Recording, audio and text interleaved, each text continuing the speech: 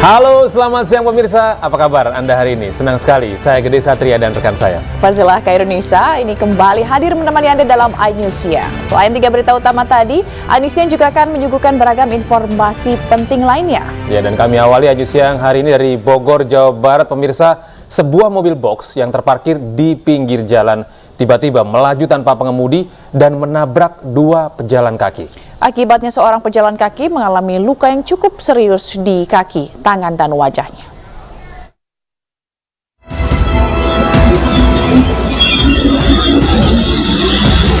Inilah rekaman kamera pengawas saat memperlihatkan sebuah mobil truk box yang tengah terparkir di pinggir jalan raya Kedep, Desa Telajung Udik, Kecamatan Gunung Putri, Kabupaten Bogor, Jawa Barat, menabrak seorang pejalan kaki. Peristiwa itu berawal saat sang supir meninggalkan mobil hendak belanja di sebuah toko pakaian. Tak lama kemudian mobil box tersebut melaju dengan sendirinya tanpa pengemudi, lalu menabrak seorang pejalan kaki dan nyaris menabrak satu orang lainnya. Seorang remaja sempat terpental dan masuk ke kolong mobil. Beruntung korban selamat namun mengalami luka yang cukup serius di bagian kaki, tangan, dan wajah. Dibantu petugas dan warga sekitar, korban langsung dibawa ke klinik terdekat untuk mendapatkan penanganan medis. Katanya sih dari supirnya diparkir. Kondisinya terrem. Tapi maju sendiri atau gimana? Katanya maju sendiri. Oh, mungkin remnya belum kali ya? Mungkin. Cuma kalau dilihat tuh remnya emang belum. Sementara itu, tim unit Gakum Satlantas Polres Bogor langsung melakukan olah tempat kejadian perkara dan memeriksa CCTV di sekitar lokasi guna penyelidikan lebih lanjut. Dari Kabupaten Bogor, Jawa Barat, Cahyat Supriyatna, iNews melaporkan.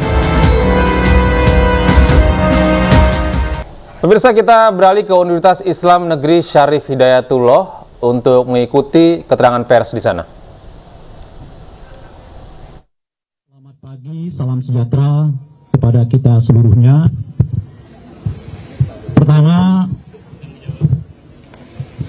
kawan-kawan sekalian, sekitar 26 tahun yang lalu, persisnya pada tahun 1998, kampus UIN, saat itu masih IAIN namanya, Syarif Hidayatullah, merupakan salah satu kampus yang paling terdepan melawan rezim Orde Baru. Saya masih ingat betul karena saya bersama dengan banyak dosen saat itu, pegiat sivitas akademika, termasuk salah satunya adalah almarhum Pak Azumardi Azra, yang pertama kali membawa massa mahasiswa untuk menduduki gedung DPR MPR Republik Indonesia. Persis tanggal 10 jam 10 pagi kami sudah berada di gedung DPR, dan sejak saat itulah resmi pendudukan gedung DPR dilakukan oleh mahasiswa, dan seingat saya 3 hari setelah itu Presiden Soeharto menyatakan berhenti sebagai presiden. Dan oleh karena itulah, melihat perkembangan demokrasi kita akhir-akhir ini, termasuk setidaknya dalam 1 bulan terakhir sebelum pemilu ini dilaksanakan, ini mengingatkan memori kami yang pada saat itu turun bersama-sama ke lapangan dalam hal menyusun demokrasi, termasuk ini perlu kita sampaikan ya, karena agak luput untuk diceritakan kepada banyak orang, bahwa rektor pertama yang secara resmi menyatakan agar Soeharto mundur sebagai presiden adalah Rektor UIN Syarif Hidayatullah yang saat itu ya dijabat oleh Pak Azumardi Azra. Resmi pakai kop surat kampus beliau menyatakan itu, diserahkan kepada ketua DPR yang saat itu dijabat oleh Pak Harmoko. Jadi itulah rektor pertama yang secara resmi meminta supaya Soeharto mundur sebagai presiden karena dianggap sudah tidak legitimit mengelola bangsa dan negara. Dan akhir-akhir ini situasi yang sama mulai kita rasakan, yaitu makin menurunnya semangat mengelola demokrasi dengan prinsip-prinsip moral, prinsip-prinsip etik, prinsip-prinsip berkeadaban. Demokrasi dipandang hanya semata-mata urusan boleh dan tidak boleh, bukan urusan baik dan tidak baik. Dinasti politik tentu saja boleh secara aturan, tapi jelas itu menggerogoti demokrasi yang diperjuangkan oleh aktivis tahun 98 yang dahulu. Di mana salah satu poin penting dari tuntutan mahasiswa itu adalah menolak praktek kolusi, korupsi, nepotisme yang kita singkat sebagai praktek KKN. Maka jika pada hari ini kita kembali berkumpul di sini, para sivitas akademika plus juga dengan para alumni mau menegaskan bahwa reformasi yang diperjuangkan 26 tahun yang lalu tidak boleh disepelekan, diabaikan, apalagi dilecehkan demi hanya kepentingan kekuasaan.